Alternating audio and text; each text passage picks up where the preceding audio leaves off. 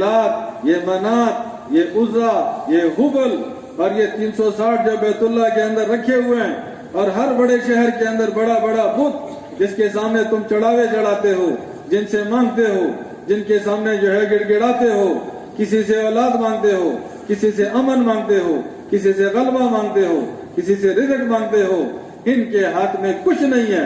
یہ سارا کرنے والا صرف اللہ ہے. ان سب کو چھوڑو، ایک اللہ کے ساتھ جڑ جاؤ.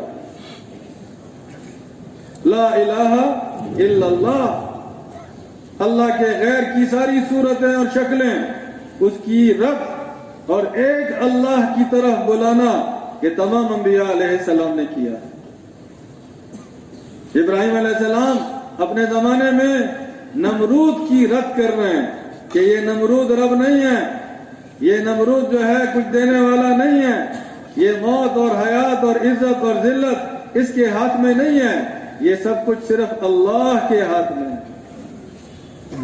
اللہ کے ساتھ جڑ جاؤ، اللہ سے مانگو، اللہ کے سامنے جھکو.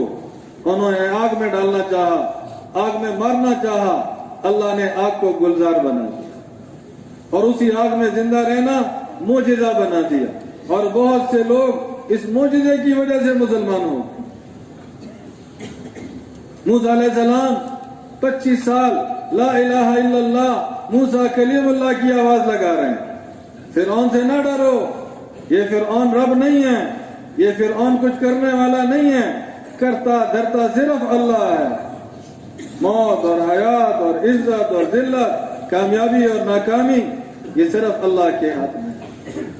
کہ تمام انبیاء علیہ السلام نے اس کلمے کی دعوت دی. حضور پاک صلی اللہ علیہ وسلم نے بھی کلمے کی دعوت دی. ہمارا بھی بنیادی کام یہی ہے کہ ہم ساری دنیا میں جائیں اور علی الاعنان ہر جگہ یہ کھل کے کہیں کامیابی دینے والا اللہ، موت اور حیات کا مالک اللہ، خالق اللہ، مالک اللہ، رب اللہ، سب کچھ کرنے والا اللہ. اے انسانوں سے نہ ڈرو، اللہ سے ڈرو. انسانوں کے در کے بھکاری نہ بنو، اللہ کے در پر آؤ، اس سے مانگو. یہ پیسہ، یہ نوٹ، یہ ڈالر، یہ سونا، یہ چاندی، یہ ہیرے، یہ جواہر، یہ زمینوں کی شکلیں، یہ سارا دھوکہ ہے. ہمارا رب اللہ ہے. ہماری پرورش اللہ کے خزانوں سے، ہماری روزی اللہ کے خزانوں سے، ہمارے حالات کا بننا اور بگڑنا وہ اللہ کے فیصلے سے. انسانوں کے پابند نہ بنو، ان شکلوں کے پابند نہ بنو، اللہ کے حکموں کے پابند بنو. اللہ سے ڈرو، اللہ سے امید لگاؤ، اللہ کے سامنے جھکو، اللہ سے مانگو، اور زندگی اپنے مرضی کے مطابق نہ گزارو. زندگی حضرت محمد مصطفیٰ صلی اللہ علیہ وسلم کے پاکیزہ راستے کے مطابق گزارو.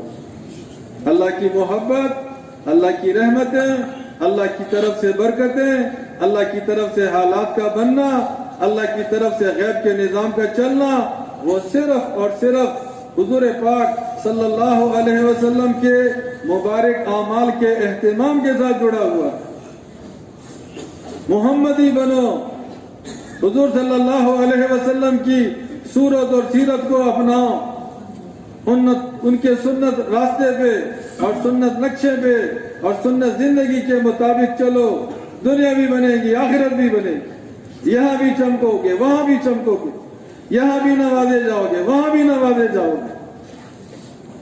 تو ہم سب کا بنیادی کام لا الہ الا اللہ محمد الرسول اللہ، اس کی دعوت کو لے کے، صفات کو لے کے، پاکیزہ زندگی کو لے کے دنیا کے ہر خطے میں جانا، ہر زبان والوں میں جانا، ہر رنگ نسل والوں میں جانا، گرم علاقہ، ٹھنڈا علاقہ، قریب کا علاقہ، دور کا علاقہ، جہاں جہاں انسان آباد ہیں، یہ ہماری ذمہ داری. اور جیسے صحابہ نے اپنے حالات اور وسائل اور سہولتوں کو نہیں دیکھا، کام کو دیکھا، تو وہ مکہ مکرمہ، وہ مدینہ منورہ، ایسے لوگ کہ جن کو نہ زبان آتی، جن کے پاس نہ مادی وسائل، نہ دنیاوی وجاہت، اور اس خطے سے اللہ نے ان کو اٹھایا اور سارا افریقہ اور سارا ایشیا اور یورپ کے ابتدائی علاقے، یہ اس زمانے کے 3 بر اعظم چند برسوں میں اللہ نے ان کے قدم میں ڈالی. ساری بڑی بڑی حکومتیں اللہ نے زیر و زبر کر دی. ہر طرف اللہ نے ہدایت کی ہوائیں چلا دی. ہر طرف اللہ نے ایمان والے لوگ پیدا کر دی. ہر طرف لا الہ الا اللہ کی آواز آنے لگی. ہر طرف محمد صلی اللہ علیہ وسلم کے طرز پر زندگی گزارنے کا رخ پیدا ہونے لگا. ایک جوہد کی وجہ سے، ایک محنت کی وجہ سے، ذمہ داری کے ساتھ اس مبارک کام کو کرنے کی وجہ سے. تو آج بھی ہم یہی عرض کر رہے ہیں کہ ہم صفات والے بنیں، اپنی ذمہ داری کو سمجھیں، اپنے مقصد پہ آئیں اور اس مبارک دعوت کو لے کے پوری دنیا میں دعوت دینے کے لیے اور انسانیت کی ہدایت کا جذبہ ساتھ لے کے جو ہے ہم وہاں پہنچنے والے بنیں. انسانوں کے دلوں کو کون پلٹا دے گا جی؟ دل اللہ بدلیں گے، ایمان اللہ دیں گے، ہدایت اللہ دیں گے، باطل کو اللہ توڑیں گے.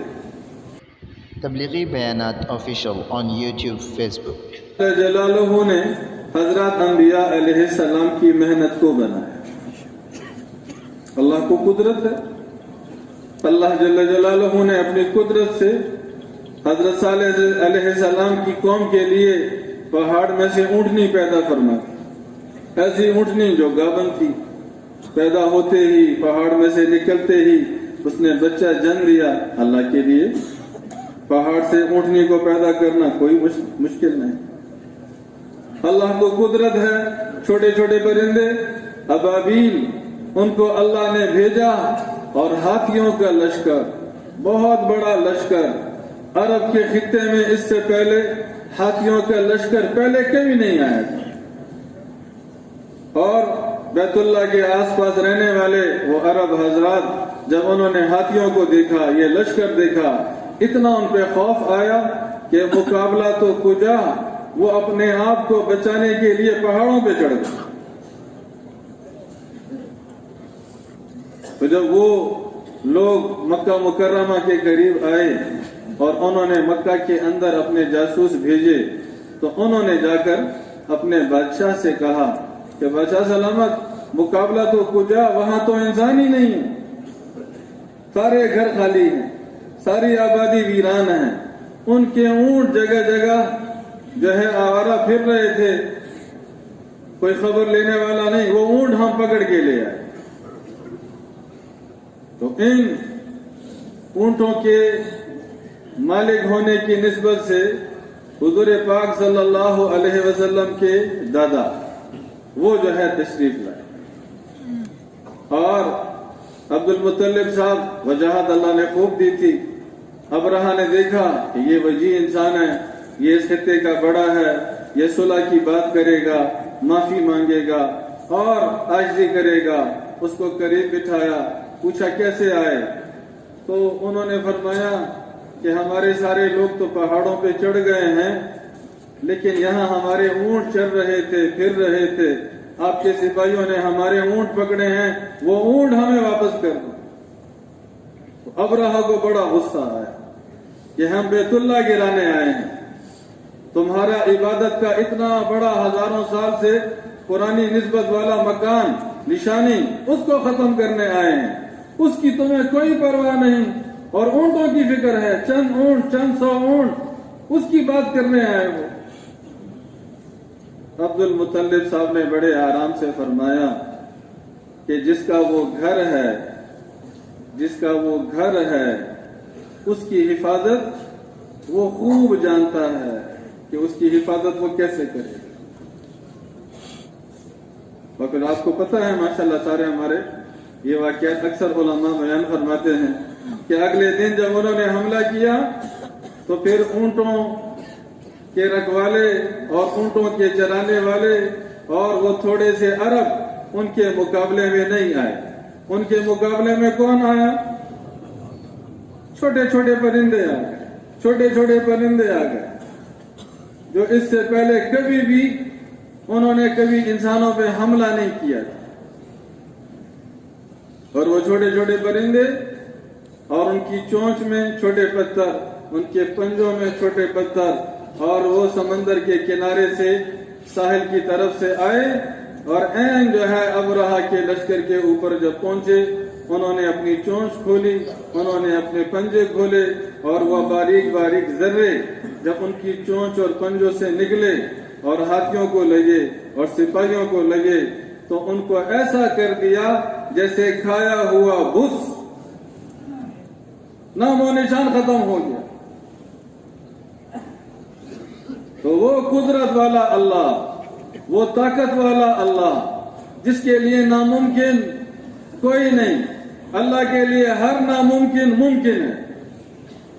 کن فیکن والی ذات تو قدرت ہے، سارے انسانوں کو نیک بنا دے، سارے انسانوں کو نمازی بنا دے، سارے انسانوں کو ہدایت والا بنا دے، سارے انسانوں کو اللہ سے محبت اور اللہ سے خوف کھانے والا بنا دے، پاکیزہ اخلاق والا بنا دے، علم کے نور والا بنا دے، پاکیزہ معاشرت والا بنا دے، للہیت والا بنا دے، قربانی اور محنت اور جہد والا بنا دے، اس کو قدرت ہے۔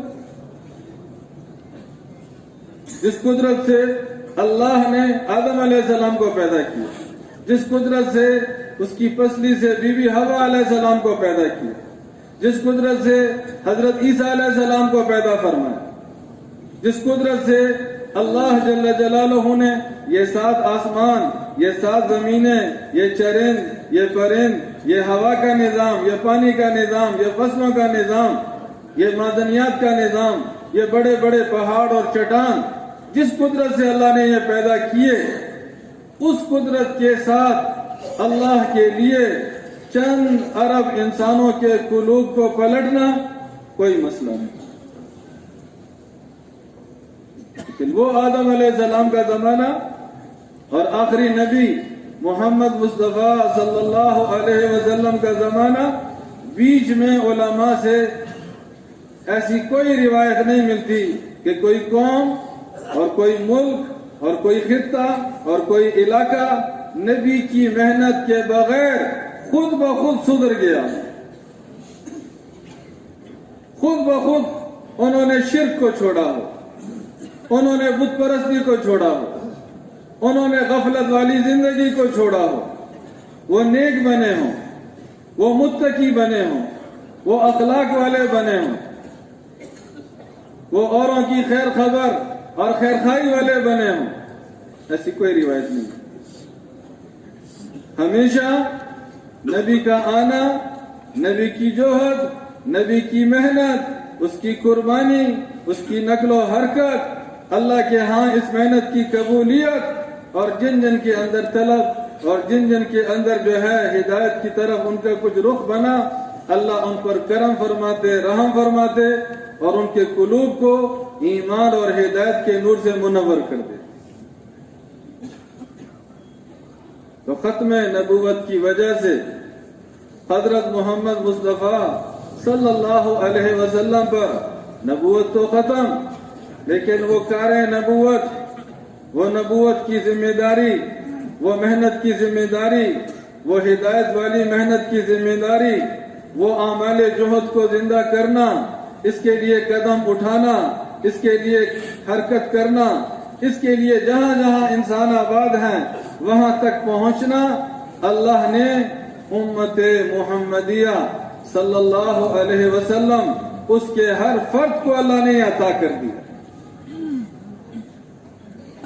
تو ہم جتنے یہاں بیٹھے ہیں اور پورے پاکستان میں بہت سے مراکز ہیں، وہاں اس وقت جو مجمع بیٹھا ہے، مساجد میں گشت کے بعد بیانات میں جتنا مجمع بیٹھا ہے، پوری دنیا میں اس قسم کا مجمع جہاں جہاں اس تبلیغی عنوان پر بیٹھا ہے، یہ آنے والا سارا مجمع ہم میں سے ہر ایک یہاں ہمارے آنے کا مطلوب اور مقصود کہ اللہ ہمیں اس مبارک محنت کے لیے قبول فرمائے۔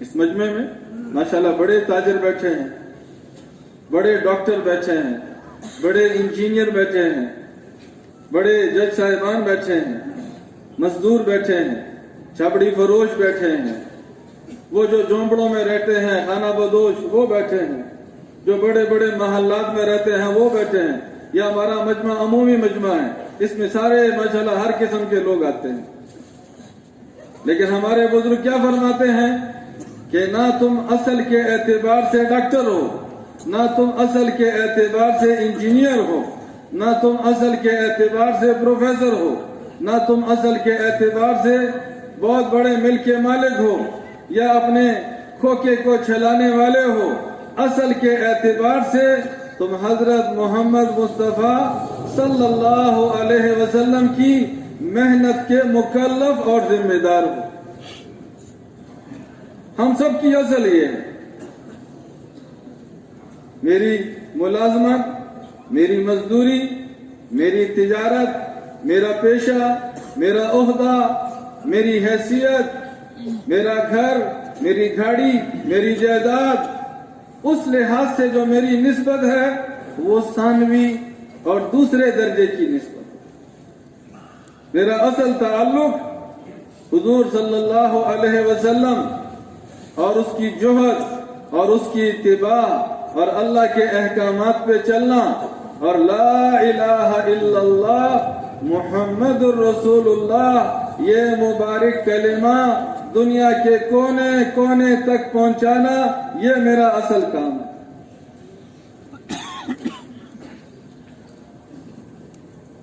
حضرات صحابہ حضور صلی اللہ علیہ وسلم کی مبارک محنت اور جوہد اور قربانی اور رات کو اللہ کے سامنے گڑ گڑانا اور مانگنا اور دن کے وقت بے تابانہ لوگوں کے پیچھے پھرنا، ایک ایک پہ محنت کرنا، منت خوشامد کرنا، وہ جوہد اور محنت اللہ کے ہاں ایسی قبول ہوئی کہ اس زمانے کا ہر مسلمان وہ تبلیغ والا تھا، ہر مسلمان وہ دین کی جوہد والا تھا، ہر مسلمان کلمہ پہنچانے والا اور کلمہ پھیلانے والا تھا، ہر مسلمان مبلغ تھا، ہر مسلمان دین کی حفاظت والا تھا، اور ہر مسلمان صفات سے متصف تھا۔ حضرات صحابہ فرمایا میرے صحابہ ستاروں کی مانند ہیں، جس کے پیچھے چلو گے ہدایت کو پہنچ جاؤ۔ تو ان حضرات نے صفات کے ساتھ، وہ صفات جو اللہ کے ہاں محبوب اور مقبول، ان صفات کے ساتھ اس محنت کو کیا ہے، حرکت کی ہے، جہد کیا ہے، قدم اٹھایا ہے، اپنی صلاحیتوں کو لگایا ہے، اور اللہ نے ان کو انسانیت کی ہدایت کا ذریعہ اور سبب بنایا۔ اس زمانے میں بھی دو بنیادی باتیں، ایک تو ہم اپنی ذمہ داری کو سمجھیں اور اپنے آپ کو ذمہ دار سمجھ کر زندگی گزاریں، اور دوسرا اپنے آپ کو ان خوبیوں اور صفات والا بنائیں اور اللہ سے قبولیت کی دعائیں کریں۔ تو جیسے وہ پہلے زمانے کے اول جو قرن تھا، اس زمانے کے مسلمان، پاکیزہ مسلمان، صفات سے بھرے ہوئے مسلمان، صفات کے کمال کو پہنچے ہوئے مسلمان اور دنیا میں دین پھیلانے والے مسلمان، انشاءاللہ وہ اللہ رحیم اور کریم اس زمانے کے مسلمانوں کو بھی اللہ ویسے بنا دے۔ علماء فرماتے ہیں کہ حضرات صحابہ نے اور تمام انبیاء علیہ السلام نے تبلیغ کا جو مبارک کام کیا ہے، اس کی بنیادی شرط کہ اس کو للہیت کے ساتھ کیا ہے، اخلاص کے ساتھ کیا ہے، لوجہ اللہ، کس کے لیے کیا؟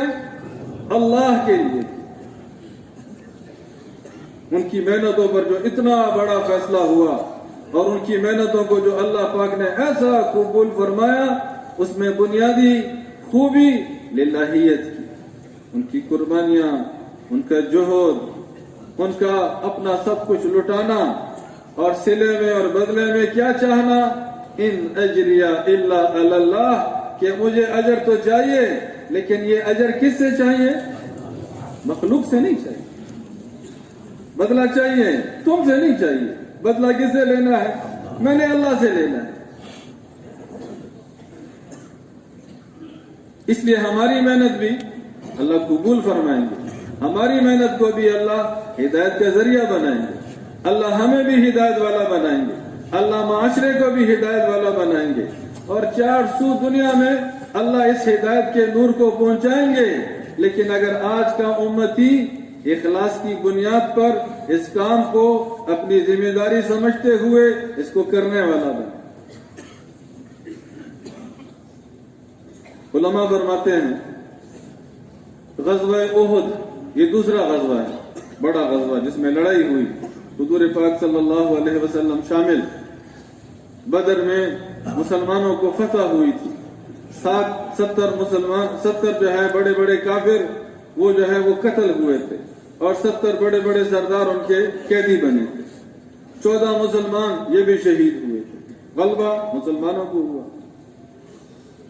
اب وہ جو ان کو چوٹ لگی تھی تو وہ سارا سال تیاری کرتے رہے, اور جو تجارت کا مال آیا تھا اس کو لگایا نہیں, اس سے اسلحہ خریدا, اس سے تیاری کی, اس سے فوج بنائی, اور اگلے سال وہ خود جو ہے حملے کے لیے مکہ سے چلے اور سیدھا مدینہ منورہ پہنچ گئے, اور 3000 کا لشکر لے کے پہنچ گئے. اب اس وقت جب حضور پاک صلی اللہ علیہ وسلم نے ان کے مقابلے کی آواز لگائی تو ان کے ساتھ جو مسلمان چلے مدینہ منورہ سے وہ صرف 1000 تھے. کتنے تھے جی؟ 1000. اور جب میدان جنگ کے قریب ہوئے تو عبداللہ بن ابی ابن سلول منافقین کا سردار, وہ اپنے حامی جو 300 تھے, انہوں نے کہا نہیں ہمیں تو مدینہ میں رہ کے لڑنا چاہیے تھا, میں نے مشورہ بھی دیا تھا, آپ نے میری بات مانی نہیں تھی, تو آپ نے میری رائے نہیں مانی, اتنے بڑے لشکر سے ہم کھلے میدان میں مقابلہ کریں, یہ تو کھلی موت ہے, میں اپنے ساتھیوں کو ویسے ہی نہیں مروا سکتا. وہ اپنے 300 حامیوں کو لے کے الگ ہوئے. تو مسلمان کتنے رہ گئے؟ صرف 7. تو ایک مدینہ منورہ کا قبیلہ, اور ان میں ان کا ایک ساتھی جس کا نام تھا اسیرم, وہ یہ 2-2.5 سال 3 سال جو عرصہ گزرا تھا اس میں مسلمان نہیں ہوا تھا. اسی قبیلے کا حضور کو دیکھا تھا, صحابہ کو دیکھا تھا, اسلام کو دیکھا تھا, وہ ساری برکتیں دیکھی تھی, لیکن اللہ کی شان مسلمان نہیں ہوا. اور اس صبح جو ہے وہ آ کر مسلمانوں کے لشکر میں کھڑا ہو گیا. اشراق اور چاش کے وقت یہ لڑائی ہوئی ہے, یہ غزوہ ہوا. تو جب وہ آیا تو اس کے قبیلے کے لوگوں نے اس سے پوچھا, اسیرم ہماری مدد کو آیا ہے؟ اس نے کہا نہیں میں بھی مسلمان بن گیا ہوں, میں نے بھی کلمہ پڑھ لیا ہے, اور میں مسلمان بن کے تمہارے ساتھ جو ہے ساتھ دینے آیا ہوں. تو مسلمان بنا, وہاں پہنچ گیا, لڑائی میں شریک ہوا. تھوڑے سے وقت لڑائی ہوئی, پوری تفصیل ہے غزوہ احد کی. اور اللہ کی شان, یہ اسیرم رضی اللہ عنہ شہید ہو گئے. کیا ہو گیا جی؟ اللہ کو پیارا ہو گیا. کسی نے حضور صلی اللہ علیہ وسلم کو خبر کی کہ جی اسیرم آیا تھا, آج صبح ہی مسلمان ہوا تھا, اس کو نماز پڑھنے کی نوبت ہی نہیں آئی, کوئی سجدہ نہیں کیا, ابھی کوئی زکوٰۃ نہیں دی, ابھی کوئی جو ہے اس نے روزہ نہیں رکھا, اس نے اور جو اسلام کے بڑے بڑے کام میں کچھ نہیں کیا, صرف کلمہ پڑھا, اور آتے ہی محنت میں جڑ گیا, آتے ہی ہمارے ساتھ غزوے میں جڑ گیا, اور مسلمان بن کے آیا تھا, مسلمان ہونے کے شوق میں آیا تھا, اور ہمارے ساتھ صفوں میں شامل تھا, اور اللہ کے نام پہ جو ہے جان دے دی. حضور نے فرمایا جنتی ہے. کون ہے جی؟ جنتی ہے. 1 گھنٹے 2 گھنٹے کا مسلمان اور کوئی عمل نہیں, کلمہ اور دین کی جوہد, اور اس پہ جان نچاور کرنا کس لیے؟ اللہ کے لیے. اور علماء فرماتے ہیں کہ اسی غزوہ احد میں ایک اور اس زمانے کا تو کلمہ پڑھ لیا تھا, مسلمان تو ہو گیا تھا, قزمان اس کا نام تھا. کیا نام تھا جی؟ قزمان اس کا نام تھا. اور اس میں غزوہ احد میں ایک روایت میں آتا ہے کہ 22 کافر مارے گئے, ایک روایت میں آتا ہے کہ 37 کافر مارے گئے, اور اس قزمان اکیلے نے 7 یا 8 کافروں کو قتل کیا. اتنا بہادر، اتنا لڑنے والا، خوب اس نے کافروں کے ساتھ جو ہے مقابلہ کیا. 7-8 کو جو ہے مار دیا. آخر میں خود بڑا زخمی ہوا. لوگوں نے زخموں کی وجہ سے اٹھا کے کنارے پہ جو ہے اپنے قبیلے کی آبادی کے قریب لے گئے اور اس کو مبارک دے رہے ہیں کہ آج تو نے زبردست مقابلہ کیا، آج تو نے اتنے کافروں کو قتل کیا. تو قزبان نے کہا کہ ہاں میں تو آیا ہی اسی لیے تھا کہ لوگوں کو پتہ چلے کہ ہمارا قبیلہ کتنا لڑاکا ہے، کتنا لڑنے والا ہے، کتنا جو ہے لڑائی کے فن میں ماہر ہے، کتنے ہم شجاعت والے ہیں. میں تو آیا ہی اسی لیے تھا کہ اپنی یہ طاقت اور قوت دکھاؤں. اور آخر میں جو ہے جب زخموں کی تاب نہ لا سکا تو اپنی شہرت خود ہی کاٹ لی اور مر گیا. جب حضور پاک صلی اللہ علیہ وسلم کو اس کی اطلاع کی گئی، حضور نے فرمایا جہنمی ہے، جہنمی ہے. غزوہ احد میں موجود ہے، مسلمانوں کے ساتھ موجود ہے، 7-8 کافروں کو قتل بھی کیا ہے، لیکن جذبہ للہیت والا نہیں ہے، جذبہ اللہ کو خوش کرنے والا نہیں ہے، جذبہ جنت والا نہیں ہے، آخرت کی کمائی والا نہیں ہے. اپنی قوم اور بہادری اور شجاعت اور نام کا جذبہ ہے. محروم ہو گئے، مردود ہو گئے. تو ہماری محنت میں بنیادی خوبی کیا ہے؟ یہ ایمان کی محنت ہے، یہ کلمے والی محنت ہے. ذمہ دار بن کے اس کو کرنا ہے، ساری انسانیت کو سامنے رکھ کر کرنا ہے اور للہیت کی بنیاد پہ کرنا ہے.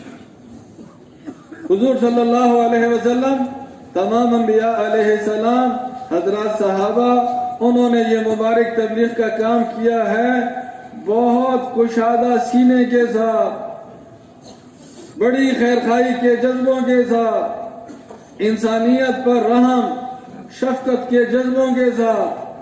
ان کے سامنے یہی بنیادی غرض، یہ انسان بے دینی کی وجہ سے، گمراہی کی وجہ سے جہنم میں نہ چلے جائے، ان کے اوپر دنیا میں اللہ کی پکڑ عذاب نہ آ جائے، ان کے اوپر قبر میں اور آخرت میں اللہ کی پکڑ اور عذاب نہ آ جائے. اس وجہ سے وہ بے چین رہتے تھے، ایک ایک کے پیچھے مارے پھرتے تھے، ایک ایک کے پیچھے جو ہے دیوانہ وار جاتے تھے، ایک ایک کی منت اور خوشامد کرتے تھے کہ یہ ہلاکت سے بچ جائے، جہنم سے بچ جائے. اور وہ لوگ ان کے ساتھ بدتمیزی کر رہے ہیں، ان کے ساتھ جو ہے دشمنی کر رہے ہیں، ان کے ساتھ عداوت کر رہے ہیں، ان کو تنگ کر رہے ہیں، ان کو مار رہے ہیں، ان کو پیٹ رہے ہیں، ان کا نقصان کر رہے ہیں. اور یہ پاکیزہ لوگ، یہ محنت والے لوگ، یہ ذمہ داری کے ساتھ اس کام کو کرنے والے لوگ، ان کا اتنا بڑا سینہ کہ نہ ان کی دشمنی کو دیکھتے ہیں، نہ ان کی عداوت کو دیکھتے ہیں، نہ ان کے ظلم کو دیکھتے ہیں، نہ ان کی برائی کو دیکھتے ہیں، ان کی آخرت کی تباہی کو دیکھتے ہیں. تباہ و برباد ہو جائیں گے اگر بغیر کلمے کے چلے.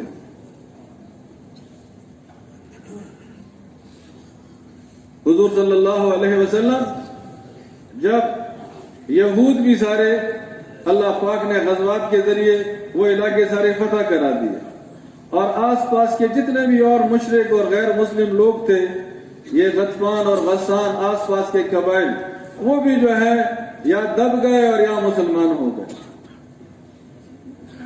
3 بڑے بڑے دشمن تھے، مکہ کے قریش، یہود اور یہ آس پاس کے کفار قبائل غطفان اور غسان. یہ 3 بازو تھے جس سے 10 سال مدینہ منورہ کی زندگی میں حضور صلی اللہ علیہ وسلم مسلسل جہد کرتے رہے، کوشش کرتے رہے اور بعض اوقات مقابلہ بھی کرتے رہے. تو یہود بھی فتح ہو گئے، مسلمان ہو گئے، دب گئے. غطفان والے بھی مسلمان ہو گئے، قریب آ گئے، دب گئے. آخر میں صرف قریش رہ گئے اور ان کی بھی قوت اور طاقت ٹوٹ گئی.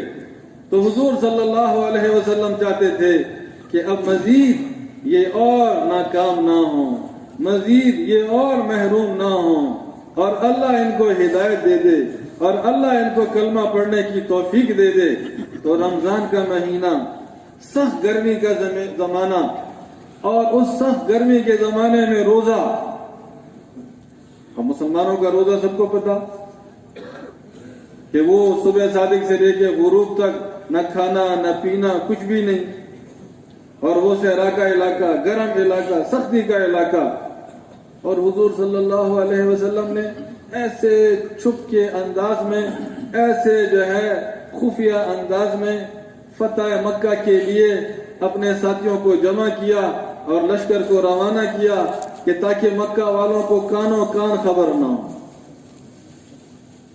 اور یہ مدینہ منورہ سے مکہ مکرمہ تک یہ جو فاصلہ ہے یہ 2 ہفتوں کی مسافت ہے اس زمانے کے لحاظ سے، اور حضور صلی اللہ علیہ وسلم اتنی تیزی سے اپنے صحابہ کو لے کے چلے ہیں کہ انہوں نے روزے کی حالت میں، اس گرمی کی حالت میں یہ سفر بجائے 2 ہفتوں کے 1 ہفتے میں طے کر دیا۔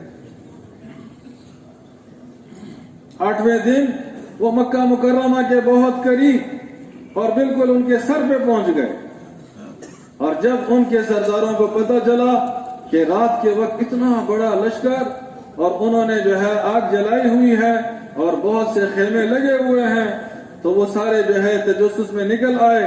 پھر پتہ چلا کہ یہ تو اللہ کے رسول اور صحابہ اور ان کا اتنا بڑا لشکر ہمارے سروں پہ پہنچ گیا۔ اب نہ ہم جنگ کی تیاری کر سکتے ہیں، نہ اپنے معاون اور مدد والوں کو بلا سکتے ہیں، اب تو بس 2 ہی صورتیں ہیں، یا مسلمان ہونا پڑے گا اور یا یہاں سے بھاگنا پڑے گا۔ پھر ان کے کچھ سردار آئے اور حضور سے معافی مانگی، حضور نے معاف فرمایا، اور انہی کے گھروں میں، حرم میں، بیت اللہ میں جو اپنے گھر کا دروازہ بند کر لے، سب کو اللہ کے رسول نے امن کا پیغام دیا کہ ان کو امان ہے۔ اور اگلی صبح حضرت عباس رضی اللہ عنہ نے سے فرمایا کہ اس ابو سفیان رضی اللہ عنہ مسلمان ہو گئے تھے، صحابی بن گئے تھے، اس کو فلاں اونچی جگہ کھڑا کرنا، تم ساتھ کھڑے ہونا، اور جب ہمارا لشکر چلے تاکہ یہ ہمارے ہر لشکر کے حصے کو دیکھے اور اسے اسلام کا، مسلمانوں کا تعارف ہو، اور اگر اس کے یا کسی اور سردار کے دل میں ذرا بھی مقابلے کا اور لڑائی کا جذبہ ہو تو یہ اتنا بڑا لشکر اور یہ اتنی بڑی قوت دیکھ کر اس کے دل سے وہ لڑائی والا خیال نکل جائے، تاکہ بغیر لڑائی کے، بغیر مقابلے کے یہ سارا مکہ مکرمہ مسلمان ہو جائے، یہ سارے قریش مسلمان ہو جائے، ہدایت کا نور ان کو مل جائے۔ تو قبیلے گزر رہے ہیں، لشکر گزر رہے ہیں، اور ابو سفیان صاحب حضرت عباس رضی اللہ عنہ سے پوچھتے تھے کہ یہ کون ہے، یہ کون ہے، یہ کون ہے، یہ کون ہے، اور حضرت عباس رضی اللہ عنہ فرمایا کرتے تھے یہ فلاں قبیلہ ہے، یہ فلاں قبیلہ ہے، یہ فلاں قبیلہ ہے۔ اتنے میں انصار کا قبیلہ، ان کا ایک بہت بڑا جتھا وہ گزر رہا تھا، اور حضرت سعد بن عبادہ رضی اللہ عنہ ان کے ہاتھ میں جھنڈا تھا، اور وہ ان کو ماشاءاللہ ان کی قیادت میں وہ جو ہے لشکر کا ٹکڑا جو ہے وہ گزر رہا ہے، اور جب اس نے دیکھا کہ یہ مکہ کا سردار کھڑا ہے اور یہ جو ہے غزوہ بدر میں ہمارے مقابلے میں آیا تھا، احد میں ہمارے مقابلے میں آیا تھا، اور جو ہے خندق میں ہمارے مقابلے میں آیا تھا، وہ سارے مناظر اس کی آنکھوں میں آئے، اور اس نے بڑی تیز آواز میں کہا کہ آج خوب خون بہانے والا دن ہے، آج خوب لڑائی والا دن ہے، مقابلے والا دن ہے، خون بہانے والا دن ہے۔ جب ابو سفیان نے یہ سنا وہ پریشان ہو گیا، اتنا بڑا لشکر اگر مکے میں پہنچ گیا اس جذبے کے ساتھ تو ہماری تو ساری نسل ختم ہو جائے۔ اس نے فوراً حضرت عباس رضی اللہ عنہ کے ذریعے حضور کو پیغام بھیجا، اے اللہ کے رسول، آپ کا فلاں ساتھی تو یہ کہہ رہا ہے۔ حضور صلی اللہ علیہ وسلم نے ارشاد فرمایا، نہیں، آج خون بہانے کا دن نہیں ہے، آج مقابلے کا دن نہیں ہے، آج تو صلہ رحمی کا دن ہے، آج تو معاف کرنے کا دن ہے۔ کس کا دن ہے؟ ہاں، عمومی معافی، सिले रहमी, नरमी, शफकत। और झंडा हजरत साद बिन उबादा रज़ियल्लाहु अन्हु के हाथ से लेके उनके बेटे के हाथ में दे दिया ताकि उनको तंबीह हो जाए, ऐसे अल्फाज दोबारा ना कहें। इस हाल में 10,000 का लश्कर मक्का मुकर्रमा में दाखिल हुआ, ऐसे इलाके में कि जहां 13 बरस हुजूर और सहाबा को बड़ा सताया गया। वो मक्का मुकर्रमा कि जहां हजरत बिलाल रज़ियल्लाहु अन्हु उसको रास्तों में और गलियों में घसीटा गया। वो मक्का मुकर्रमा कि हुजूर सल्लल्लाहु अलैहि वसल्लम अपने घर में नमाज पढ़ते, उनके घर वाले खाना बनाते और उनके आस पास पड़ोसी कचरा जमा करके हुजूर के घर फेंक देते। वो मक्का मुकर्रमा कि हुजूर सल्लल्लाहु अलैहि वसल्लम खतीम में नमाज पढ़ रहे हैं और ये उकबा बिन अबी मुहीत उनका दीवार लगा पड़ोसी, उसने देखा कि अकेले हैं। वो आया और अपनी चादर हुजूर के गले में डाली और पीछे की तरफ उस चादर को बल देने लगा और बल देने लगा, यहां तक कि हुजूर का दम घुटने लगा और हुजूर की आंखें उबला। वो मक्का मुकर्रमा इसी हतीम में हुजूर नमाज पढ़ रहे हैं और ये 7-8 सरदार बैठे हैं, हुजूर को नमाज पढ़ता देख रहे हैं। ये कयाम किया, ये रुकू किया, ये सिजदा किया।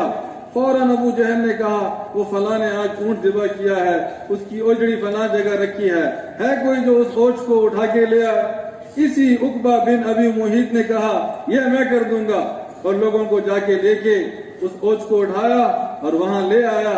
जब हुजूर सल्लल्लाहु अलैहि वसल्लम अगली रकात में सिजदे में गए, इन्होंने मिलके वो ऊंट की ओजड़ी उठाई और हुजूर की पुश्त पे रखी। ऐसी हाल में हो गए कि दम घुटने लगा, सर उठा ना सके, हरकत ना कर सके। और अब्दुल्ला इब्ने मसऊद रज़ियल्लाहु अन्हु फरमाते हैं कि मैं छोटा लड़का मुसलमान तो हो गया था, लेकिन मैं चरवाहा था, किसी सरदार का ज़ेरे असर था, मेरे अंदर इतनी हिम्मत नहीं थी कि मैं जाके हुजूर की मदद कर सकता। और ये खुशी से लौट पौट हो रहे हैं और कह लगा रहे हैं और मजाक उड़ा रहे हैं। इतने में हुजूर सल्लल्लाहु अलैहि वसल्लम की बेटी वो आई, उसने उस ओज को धक्के दिए और उसको हुजूर पाक सल्लल्लाहु अलैहि वसल्लम की पुश्त से गिरा दिया। हर दिन ये बदतमीजी, हर रोज ये जहालत, 13 साल मुसलसल ये गुस्ताखियां, ये जुल्म, ये जबर, इन लोगों के लिए हुजूर सल्लल्लाहु अलैहि वसल्लम और सहाबा 13 साल ये और 8 साल मदीना मुनव्वरा के 21 साल के बाद आ रहे हैं और पूरा इख्तियार है कि उनमें से एक को भी जिंदा ना छोड़ते। और अल्लाह का रसूल क्या फरमा रहा है कि जाओ, मैंने तुम्हारे साथ वो मामला किया कि जो हजरत यूसुफ अलैहिस्सलाम ने अपने भाइयों के साथ किया, सारे माफ, एक से भी बदला नहीं लिया, एक को भी कत्ल नहीं किया, अबू जहल की औलाद को महरूम ना होने दिया, अबू लहब की औलाद को महरूम ना होने दिया, बड़े बड़े काफिर उनकी औलाद को महरूम ना होने दिया। जो आया बख्शा गया, जो आया माफी मिल गई, जो आया हिदायत पाके। तो हुजूर ने, तमाम अंबिया अलैहिस्सलाम ने और तमाम सहाबा ने ये मुबारक काम किया है, अखलाक की बुलंदी के साथ किया, माफी के साथ किया है, रहम के साथ किया है। पाकीज़ा जो है जिंदगी और अखलाक और माशरत को लेके इस मुबारक काम को किया है। ये खुलूस और ये अच्छे अखलाक, ये ऐसे 2 बुनियादी वसफ हैं जिनकी वजह से हिदायत का नूर बड़े बड़े काफिर और बड़े बड़े मुकाबले वाले और बड़े बड़े मुखालिफ उनके कुलूब में ऐसे तीर की तरह जो है जाके लग जाते हैं। उनको भी अल्लाह नवाज देते हैं, उनको भी अल्लाह हिदायत वाला बना देते हैं। और अगर वो महरूम रह जाएं, अल्लाह उनकी नस्लों को, आइंदा आने वाले उनके कौम और कबीलों को अल्लाह ईमान और हिदायत वाला बना देता है। तो हमने भी तबलीग का मुबारक काम करना है, लिल्लाहियत के साथ करना है, अखलाक और इंसानियत की खैरखाई और शफकत के जज्बों के साथ करना है। तमाम अंबिया अलैहिस्सलाम ने یہ مبارک کام کیا اور اللہ کی محبت اور اللہ کے دھیان اور اللہ کی حضوری کی کیفیتوں کے ساتھ یہ مبارک کام کیا. ہر آن ہر گھڑی ان کا لگاؤ اور ان کا تعلق اور ان کی توجہ مخلوق کی طرف نہیں تھی، صرف اللہ کی طرف. سامنے کتنا بڑا دشمن ہے اور سامنے کتنا بڑا لشکر ہے اور سامنے کتنے نامناسب حالات ہیں. انبیاء علیہ السلام اور حضرات صحابہ کبھی بھی ان حالات کی وجہ سے ان کے قدم نہ ڈگمگائے ہیں اور نہ وہ پریشان ہوئے. حضرت موسیٰ علیہ السلام 40 سال انہوں نے بنی اسرائیل پہ محنت کی، 25 سال کلمے کی محنت، 15 سال نماز کی محنت نبوت ملنے کے بعد. اور وہ بنی اسرائیل جو بڑے قسم پرس تھے اور فرعون سے دب گئے تھے اور ان کے غلام تھے اور ان کی عورتیں ان کے گھروں میں کنیزیں تھیں اور سارا محنت مزدوری اسی کام میں جو ہے ان کی ساری نسل لگی ہوئی تھی اور ان کو رگڑا لگ رہا تھا اور اللہ کو بھلا بیٹھے تھے، زندگی غفلت والی ہو گئی تھی. حضرت موسیٰ علیہ السلام نے شبانہ وار محنت کر کے، کوشش کر کے، جہد کر کے، دعوت دے کے ماشاءاللہ ان کی محنت کو اللہ نے قبول کیا اور وہ بنی اسرائیل کا مجمع وہ فرعون کے خوف سے نکل آیا اور اللہ کی طرف ان کی توجہ چلی. عبادت میں لگ گئے، اللہ کو یاد کرنے میں لگ گئے، اللہ کے سامنے سجدے میں لگ گئے، اللہ کو پکارنے میں لگ گئے. پھر اللہ کی طرف سے حکم آیا کہ اپنے اصلی وطن بیت المقدس تم نے جانا ہے، یہاں سے ہجرت کرو. ہجرت پہ سفر ہوا اور اللہ کی شان رات کو سفر شروع کیا، ساری رات بھٹکتے رہے اور صبح کہاں جا کے لگے؟ بالکل دریا کے کنارے جا کے لگے. تو خشکی والا راستہ وہ بھلا بیٹھے. یہاں سے فرعون اس کے لشکر کو پتہ چلا، انہوں نے اپنی لاکھوں کی فوج کو اٹھایا اور بڑے غصے اور جلال میں ان کے پیچھے آ رہے ہیں کہ یہ ہمارے غلام یا ہماری کنیزیں اگر یہ چلے گئے یہ خدمت کے کام کون کرے گا؟ نہ اطلاع دی نہ پوچھا اور یہ جا رہے ہیں، ہم ان کو ایسی سزا دیں گے کہ آئندہ ان میں کبھی بھی یہ جرت پیدا نہ ہو. اب بنی اسرائیل والے جب انہوں نے صبح دیکھا آگے سمندر دریا اور پیچھے جو ہے فرعون کی فوج کے آنے کے اثرات، انہوں نے موسیٰ علیہ السلام سے فرمایا، اے موسیٰ علیہ السلام ہم تو مر گئے، ہم تو مارے گئے، آگے بھی موت پیچھے بھی موت. اب حضرت موسیٰ علیہ السلام داعی اللہ، اللہ کی طرح بلانے والے، ان کے دل کا تعلق اللہ کے ساتھ، ان کو اللہ کی حضوری حاصل، ان کو اللہ کی محبت حاصل، ان کو اللہ کی ذات اور صفات کا اعتماد اور یقین حاصل. ان حالات سے پریشان نہیں ہوئے. کیا فرمایا؟ ہرگز نہیں، اللہ ضرور ہمیں راستہ دیں گے. کون راستہ دیں گے؟ اللہ. تو ہر دائی اس کا دل اللہ سے وابستہ اور اللہ سے جڑا ہوا. اللہ نے فرمایا لاٹھی سے پانی کو مارو، لاٹھی سے پانی کو مارا گیا، اس میں راستے بنے، بنی اسرائیل پار ہو گئے. فرعون اور اس کے لشکر جب بیچ میں آئے اللہ نے کھڑے پانی کو چلا دیا اور وہ ان کے 400 سال کا ظلم اور وہ 400 سال کا جو ہے جو ان کی حکومت تھی اور بادشاہت تھی اور نشہ تھا اور فوج تھی، چند منٹوں کے اندر اللہ نے صفایا کر.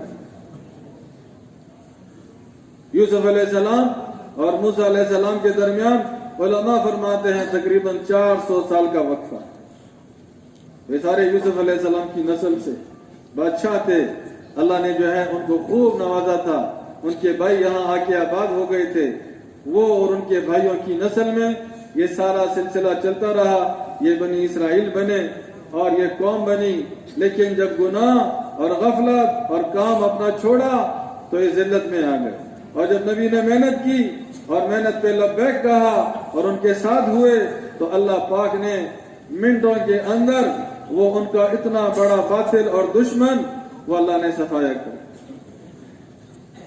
تو ہر دائی اس کے دل میں اللہ کی محبت، ہر داعی اس کا دل اللہ سے جڑا ہوا۔ ہم نے بھی محنت کرنی ہے اور اللہ کی حضوری کے ساتھ محنت کرنی ہے، اللہ کو یاد کرتے ہوئے محنت کرنی ہے۔ ہر وقت ہمارا دل کس کی طرف لگا رہے؟ صرف اللہ کی طرف لگا۔ تمام انبیاء علیہ السلام انہوں نے اپنی امتوں کو فضائل کی بنیاد پر اٹھایا ہے، جنت کے شوق پر اٹھایا ہے، آخرت کی کامیابی کی بنیاد پر اٹھایا ہے۔ موت کے بعد ہمیشہ کی زندگی، موت کے بعد ہمیشہ کی جوانی، موت کے بعد ہمیشہ کی راحتیں، موت کے بعد خواہشات کے پورا ہونے کا وہ بندوبست کہ اللہ فرماتے ہیں نہ کسی آنکھ نے دیکھا اور نہ کسی کان نے سنا اور نہ کسی کے دل پر اس کا خیال گزرا۔ اس بنیاد پر انبیاء علیہ السلام نے امت کو اٹھایا، اور اگر ایمان نہ لائے، نیک نہ بنے، احکامات والے نہ بنے، نبی کی پاکیزہ زندگی کو نہ اپنایا، تو پھر جہنم، اللہ کا قید خانہ، اور جہنم میں ہمیشہ عذاب میں رہنا۔ فرمایا جہنم میں انسان کہے گا کہ دنیا میں تو جب پکڑے جاتے تھے تو اللہ کے سامنے رو دیتے تھے، وہ رونے کی وجہ سے اللہ کو رحم آ جاتا تھا، چھوٹ جاتے تھے۔ چلو آؤ جہنم میں اللہ کے سامنے رونا شروع کرو۔ تو کہا جہنمی رونا شروع کرے گا اور اس کے ایسے آنسو نکلیں گے کہ ہر طرف پانی پانی ہو جائے گا، اور اس کی آنکھ میں پھر ایک قطرہ پانی نہیں رہے گا، لیکن اللہ کی رحم کو جوش نہیں آئے گا۔ اور ہوتے ہوتے اس کے رونے اور گڑ گڑانے کی شکل اور آواز کتے کے بھونکنے جیسے ہو جائے۔ تو جہنم کا خوف، جہنم کے اندر عذاب، جہنم کے اندر پکڑ، ہمیشہ کی جہنم۔ حضور صلی اللہ علیہ وسلم پر 86 صورتیں مکہ مکرمہ میں نازل ہوئی، مکی صورتیں، لمبی لمبی صورتیں، بڑی بڑی صورتیں، اور اس میں اسی آخرت کی زندگی کو کھولا گیا، جنت کو کھولا گیا، جہنم کے حالات بیان کیے گئے، ایمان والوں پر کیسے اللہ رحم کرتے ہیں، کیسے اللہ نوازتے ہیں، اور جو ٹکراتے ہیں، جو مقابلہ کرتے ہیں، کیسے اللہ ان کو پکڑتے ہیں، کیسے اللہ ان کو ذلیل کرتے ہیں۔ یہ ترغیب اور وعید، یہ ترغیب اور یہ وعید، یہ دو بنیادیں ہیں۔ تمام انبیاء علیہ السلام نے اس بنیاد پر اپنی امت کو جو ہے آگے اٹھایا۔ تو ہمارا یہ تبلیغی کام یہ آگے چلے اور دلوں میں نور پیدا ہو، اور دلوں میں اچھی زندگی کی چاہت اور رغبت پیدا ہو، اور دلوں میں گناہوں سے جو ہے وہ نفرت اور روک پیدا ہو۔ ہمیں بھی یہ فضائل کی فضا ہر جگہ اس کو قائم کرنا پڑے گا۔ یہ فضائل کی تعلیم کے حلقے، یہ جگہ جگہ فضائل کے حلقے، فضائل کی بنیاد پر دعوت، فضائل کے عنوان پر ترغیب دینا، یہ اسی کیفیت کو پیدا کرنا ہے کہ ہم نے اس محنت میں لگنا ہے آخرت کے عنوان پر، ہم نے اس محنت میں لگنا ہے جنت کے حصول کے شوق میں۔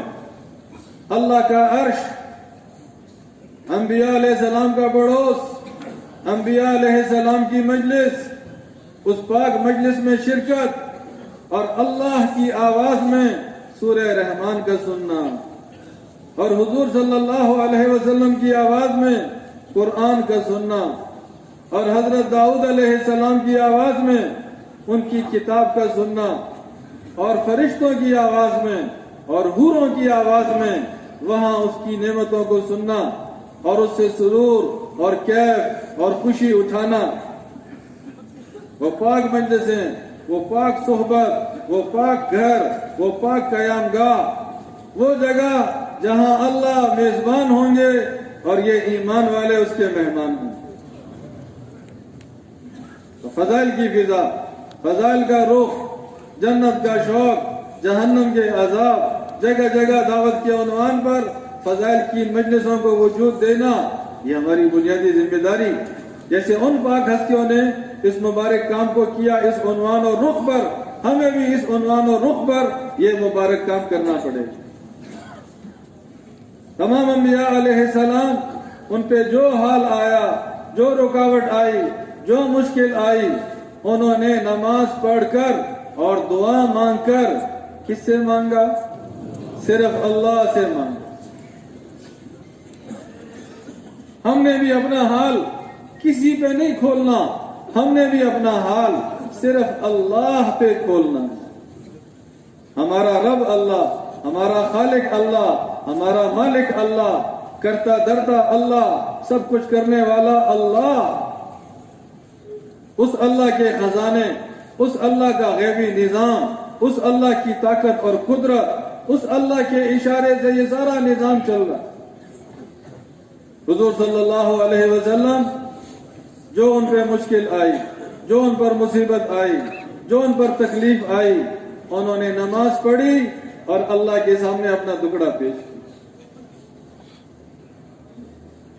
طائف کا سفر، ماشاءاللہ آپ سارے پرانے ساتھی ہیں، اکثر علماء سے سنا ہے، یہ وہ سال ہے ابو طالب صاحب جو حضرت علی رضی اللہ عنہ کے والد اور حضور صلی اللہ علیہ وسلم کے چچا، اور جنہوں نے 6 سال کی عمر سے لے کے 50 سال کی عمر تک 44 سال تک حضور صلی اللہ علیہ وسلم کی کفالت کی ہے۔ 44 سال، اور جب اللہ نے نبی بنایا اور حضور نے بحیثیت نبی ہونے کی دعوت دینا شروع کی، اور یہ بڑے بڑے سردار اور قریش اور یہ بت پرست مخالف بنے اور انہوں نے حضور کو نقصان پہنچانا چاہا، تو یہ ابو طالب سب درمیان میں آ گئے کہ یہ میرا بھتیجا ہے، یہ میری قوم ہے، یہ میرا خون ہے، تم اس کو جو ہے کوئی نقصان نہیں پہنچا سکتے۔ اور کہا اے بھتیجے، اپنے باپ دادا کا راستہ چھوڑنے کے لیے تو میں تیار نہیں، لیکن جو اللہ نے تجھے کام دیا ہے تم اپنا کام کرو، ہم تمہاری حفاظت کریں گے۔ کتنا بڑا صاحب۔ حضرت خدیجہ الکبریٰ رضی اللہ عنہا حضور صلی اللہ علیہ وسلم کی پہلی زوجہ محترمہ، عمر میں ان سے 15 سال بڑی، اور 25 سال کی عمر میں نکاح ہوا اور 40 سال کی عمر میں حضور کو نبوت ملی۔ 10 سال یہ نبوت والا زمانہ انہوں نے بھی حضور کے ساتھ اکٹھا گزارا، اور ان کا سارا پیسہ، ان کی ساری خاندانی وجاہت اور وہ سارا جو ہے ان کا قوم قبیلے کے اندر جو شان اور شوکت تھی، وہ سارا انہوں نے حضور صلی اللہ علیہ وسلم کی نبوت والے کام کی معاونت میں لگا دی۔ وہ عام الحزن، یہ 9واں 10واں سال، یہ غم والا سال کہ ابو طالب صاحب بھی دنیا سے چلے گئے، اور حضرت خدیجہ الکبریٰ رضی اللہ عنہا وہ بھی اللہ کو پیاری ہو۔ جب مکہ میں حضور کو ایسا کوئی نظر نہ آیا تو انہوں نے کہا یہ طائف والے، یہ میری والدہ کے خاندان والے، ان سے میری رشتہ داری، اگر میں یہاں چلا جاؤں، یہاں بھی بڑے سردار، یہ بھی مضبوط لوگ، اگر یہ میری بات مان لیں، یہ میری معاونت کریں، تو وہاں رہ کر میں نبوت والا کام کروں۔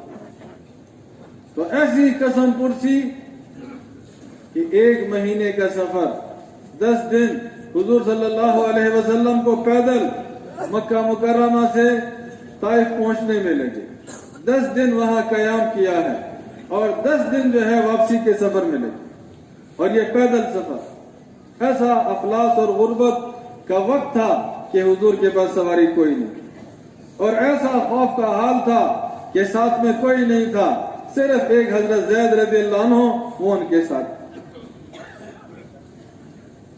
اور انہوں نے 10 دن طائف والوں کو دعوت دی، 10 دن ان کے سرداروں کو بلایا، 10 دن ان کے غریبوں کو اور عوام کو بلایا، 10 دن ان کی بازاروں کے چوراہوں میں کھڑے ہو کر صبح سے لے کے شام تک یا ایھا الناس قولوا لا الہ الا اللہ تفلحوا، قولوا لا الہ الا اللہ تفلحوا، لا الہ الا اللہ کہہ لو کامیاب ہو جاؤ گے، لا الہ الا اللہ کہہ لو کامیاب ہو جاؤ گے، مجھے اللہ کا نبی رسول مان لو، میری معاونت کرو، میری مدد کرو، مجھے پناہ دو، کامیاب ہو جاؤ گے۔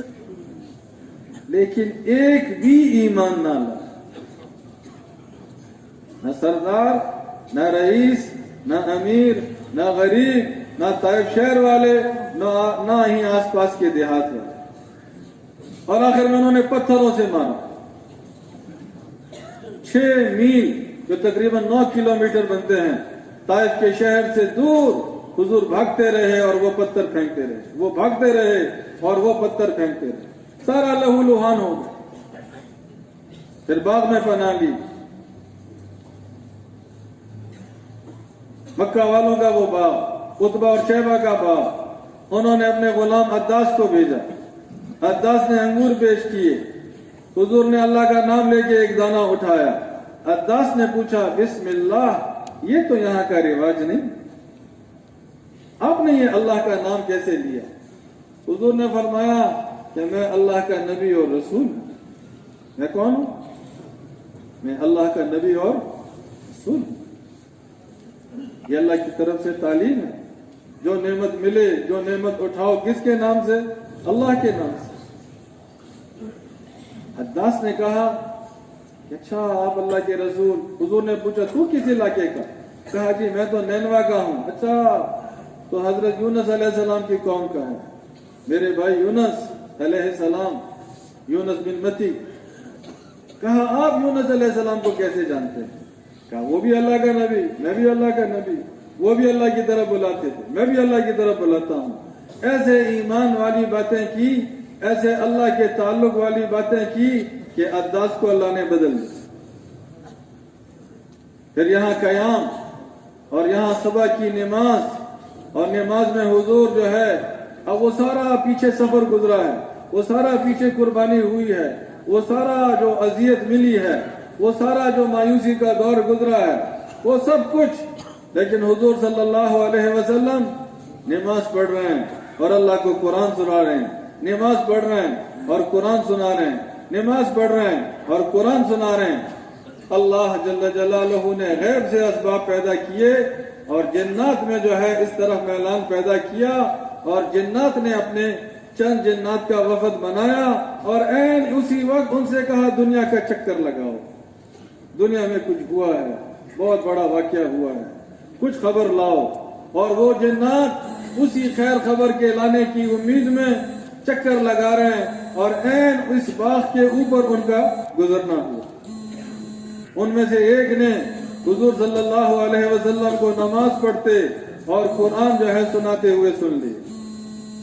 ساتھیوں سے کہا آؤ آؤ، جو ہمارا مطلوب ہے وہ یہاں ہے. اور پیچھے کھڑے ہو گئے اور قرآن سننے لگے. حضور کو نماز پڑھتے ہوئے دیکھنے لگے. جب حضور صلی اللہ علیہ وسلم نماز سے فارغ ہوئے، انہوں نے اپنے آپ کو ظاہر کیا، حضور سے سوال کیے.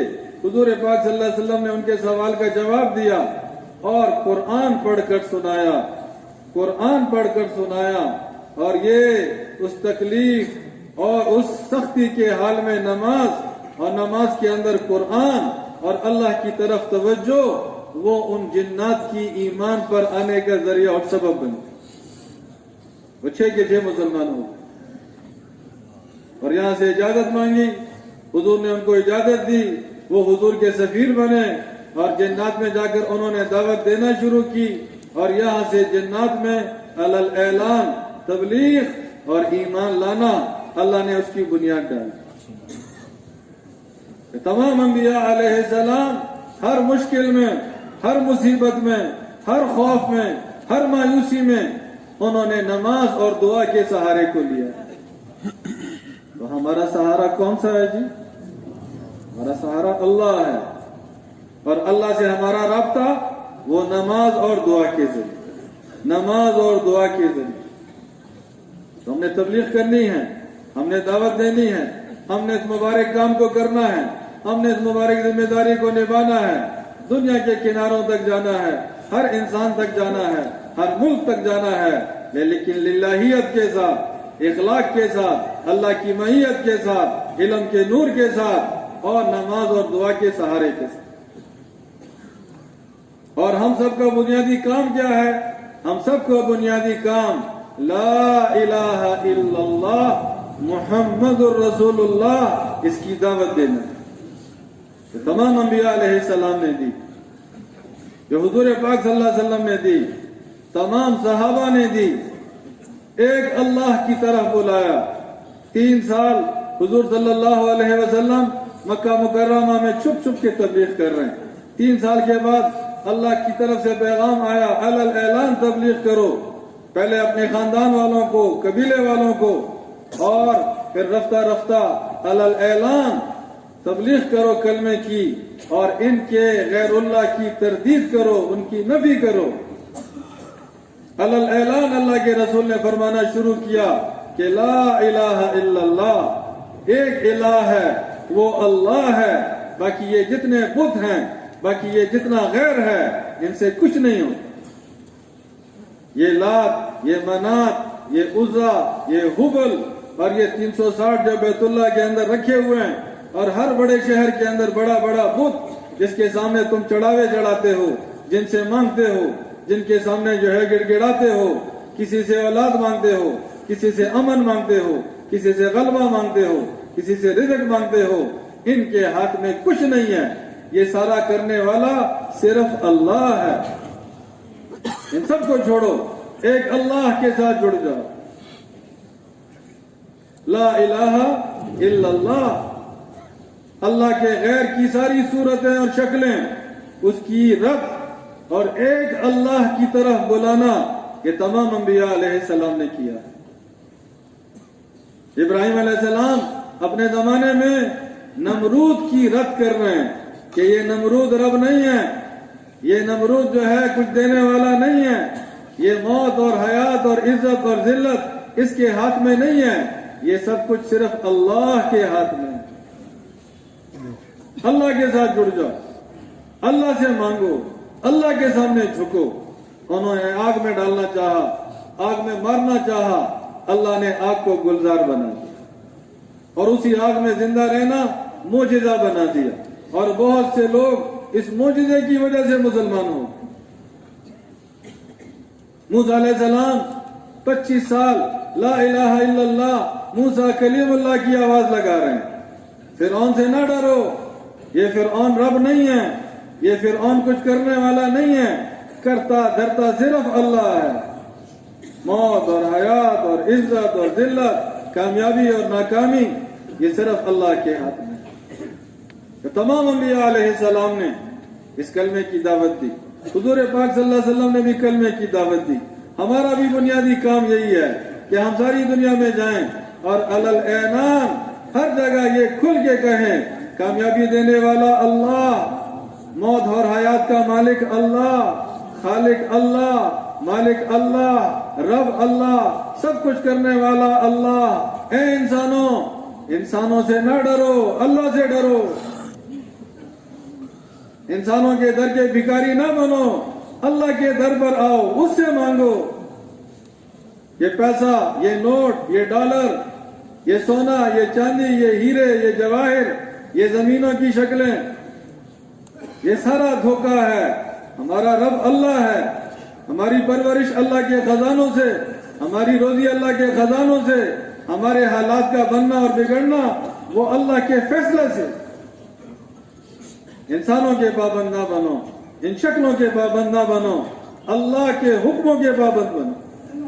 اللہ سے ڈرو، اللہ سے امید لگاؤ، اللہ کے سامنے جھکو، اللہ سے مانگو، اور زندگی اپنے مرضی کے مطابق نہ گزارو، زندگی حضرت محمد مصطفیٰ صلی اللہ علیہ وسلم کے پاکیزہ راستے کے مطابق گزارو۔ اللہ کی محبت، اللہ کی رحمتیں، اللہ کی طرف سے برکتیں، اللہ کی طرف سے حالات کا بننا، اللہ کی طرف سے غیب کے نظام کا چلنا، وہ صرف اور صرف حضور پاک صلی اللہ علیہ وسلم کے مبارک اعمال کے اہتمام کے ساتھ جڑا ہوا ہے۔ محمدی بنو، حضور صلی اللہ علیہ وسلم کی صورت اور سیرت کو اپناؤ، ان کے سنت راستے پہ اور سنت نقشے پہ اور سنت زندگی کے مطابق چلو، دنیا بھی بنے گی، آخرت بھی بنے گی، یہاں بھی چمکو گے، وہاں بھی چمکو گے، یہاں بھی نوازے جاؤ گے، وہاں بھی نوازے جاؤ گے۔ تو ہم سب کا بنیادی کام لا الہ الا اللہ محمد الرسول اللہ، اس کی دعوت کو لے کے، صفات کو لے کے، پاکیزہ زندگی کو لے کے دنیا کے ہر خطے میں جانا، ہر زبان والوں میں جانا، ہر رنگ نسل والوں میں جانا، گرم علاقہ، ٹھنڈا علاقہ، قریب کا علاقہ، دور کا علاقہ، جہاں جہاں انسان آباد ہیں، یہ ہماری ذمہ داری ہے۔ جیسے صحابہ نے اپنے حالات اور وسائل اور سہولتوں کو نہیں دیکھا، کام کو دیکھا، تو وہ مکہ مکرمہ، وہ مدینہ منورہ، ایسے لوگ کہ جن کو نہ زبان آتی، جن کے پاس نہ مادی وسائل، نہ دنیاوی وجاہت، اور اس خطے سے اللہ نے ان کو اٹھایا اور سارا افریقہ اور سارا ایشیا اور یورپ کے ابتدائی علاقے، یہ اس زمانے کے 3 بر اعظم چند برسوں میں اللہ نے ان کے قدموں میں ڈالی۔ ساری بڑی بڑی حکومتیں اللہ نے زیر و زبر کر دی، ہر طرف اللہ نے ہدایت کی ہوائیں چلا دی، ہر طرف اللہ نے ایمان والے لوگ پیدا کر دی، ہر طرف لا الہ الا اللہ کی آواز آنے لگی، ہر طرف محمد صلی اللہ علیہ وسلم کے طرز پر زندگی گزارنے کا رخ پیدا ہونے لگا۔ ایک جوہد کی وجہ سے، ایک محنت کی وجہ سے، ذمہ داری کے ساتھ اس مبارک کام کو کرنے کی وجہ سے۔ تو آج بھی ہم یہی عرض کر رہے ہیں کہ ہم صفات والے بنیں، اپنی ذمہ داری کو سمجھیں، اپنے مقصد پہ آئیں، اور اس مبارک دعوت کو لے کے پوری دنیا میں دعوت دینے کے لیے اور انسانیت کی ہدایت کا جذبہ ساتھ لے کے جو ہے ہم وہاں پہنچنے والے بنیں۔ انسانوں کے دلوں کو کون پلٹا دے گا جی؟ دل اللہ بدلیں گے، ایمان اللہ دیں گے، ہدایت اللہ دیں گے، باطل کو اللہ توڑیں گے، کفر کے نظاموں کو اللہ پس کریں گے، حق کا کلمہ اللہ غالب کریں گے، ہدایت کی ہوائیں اللہ چلائیں گے۔ لیکن مجھے اور آپ کو محنت والا، ذمہ داری والا، کام والا، قربانی والا جیسے صحابہ بنے، ہمیں بھی بننا پڑے گا۔ حضور صلی اللہ علیہ وسلم نے 6 سال، یہ جب حضور غزوہ کے عمرے کے لیے آئے اور عمرے کی وجہ سے انہوں نے روکا اور یہاں آ کے صلح حدیبیہ ہوا اور یہاں سے حضور واپس گئے، تو مشرکین سے کچھ امن ملا کہ ان سے تو اب لڑائی نہیں ہوگی۔